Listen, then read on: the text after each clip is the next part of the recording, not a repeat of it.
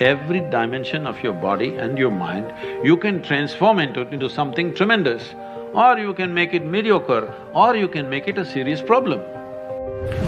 So you will see at various times, people say, we cannot fight with him because he is a Brahmachari. Every seed in his body, he has transformed it into a fresh life. And the nature of his life is so big that it is no more as mortal life is generally. You don't sleep, you don't eat, it doesn't matter. If I don't sleep for 3 nights, you will still not see any difference in me, I'll be carrying on.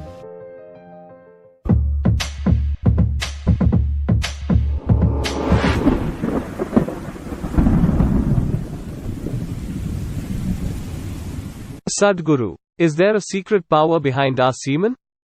Can wasting our semen damage us mentally and spiritually?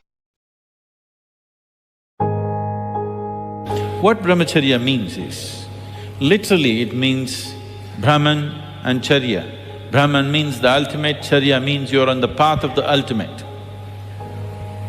When we say Brahmacharya, this is particularly relevant in terms of sadhana. There are other ways for the feminine, but particularly relevant to the masculine or the male body, because the seed of life that is in a man, if he is willing to transform this, when I say the seed of life, a single cell which is able to create another human being. The capacity of the man to be able to transform this into a life force is like an atomic force. If you can take an atom and release it, a single atom can create so much energy, just like this. But the same capability is not in a woman's body because it's a compulsive cycle. If she does not make use of it to produce a child, she will lose it anyway. She cannot hold it in her body, she cannot make use of it in any sense because it dies periodically. Semen is the basis of your physical existence, whether you're a man or a woman. You have come into existence because that is 50% of the ingredient. Well, we have skin, we have epithelial cells, we have hair, we have many other aspects of body, heart, liver, kidney, so many things. All these cells are of a certain potency in their own way. But semen is of an extraordinary level of potency, it can create a whole new life. Well, today you can take an epithelial cell and do a lot of things in a laboratory and maybe we can clone you, all right? So the potential is here also, but it is not in the same dynamics as it is in a cell, which you're referring to as semen. So in the yogic culture, this is called as virya.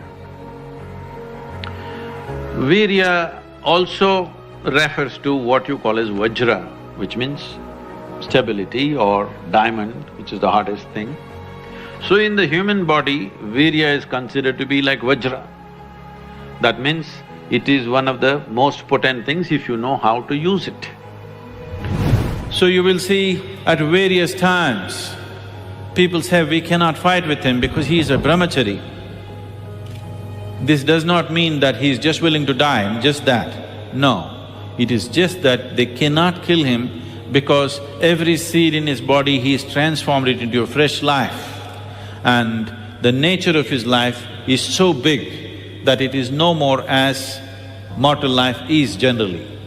So it is from this context, it is being said, Bhishma had the power to choose his time of death because he did not just take a vow and deny himself something, he made use of this opportunity to transform the seed within himself into a life force through which he almost became mortal by choice. He's not immortal, but he can choose his mortality. Anything in this body, can it be transformed into a different level of function? Absolutely. Every dimension of your body and your mind, you can transform into something tremendous, or you can make it mediocre, or you can make it a serious problem. Every aspect of your life. That goes for this aspect of life also. This same energy, see, people are making it literal translations, but If you want to produce a certain, let's say, epithelial cells, how much energy the body spends on it? And if you want to produce a cell which you call a semen, how much energy body spends is very different. This can be scientifically established. So, when you're investing so much energy in that, obviously it has a potency if you know how to explore. But are you competent to explore? Are you capable of exploring? Do you have the necessary sadhana and guidance to do that? That's a big question mark. See, the energy that you have right now is not all about the food that you eat.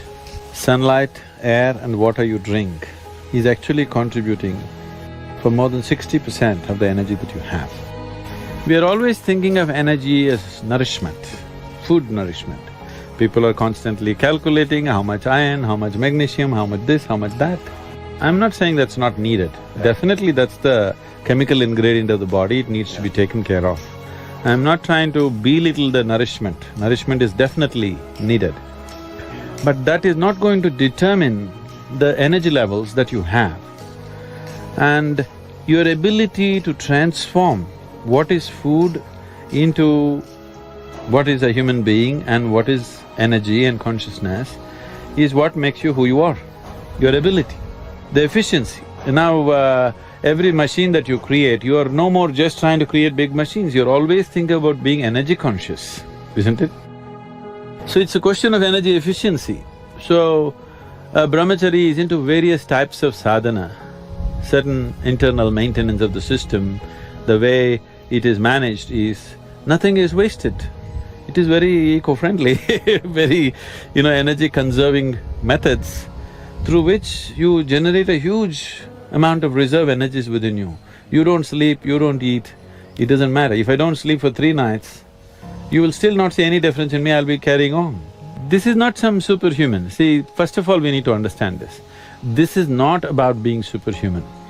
This is about realizing that being human is super.